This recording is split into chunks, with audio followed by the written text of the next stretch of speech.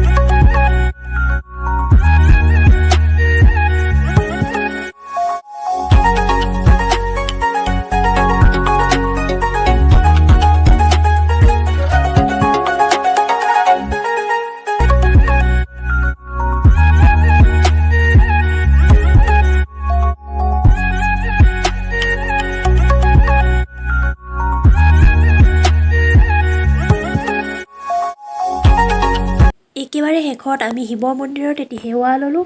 লগতে আপোনালোকো কুশলে থাকক তাৰেই কামনা কৰি আজিলৈ আপোনালোকৰ পৰা বিদায় মাগিছোঁ।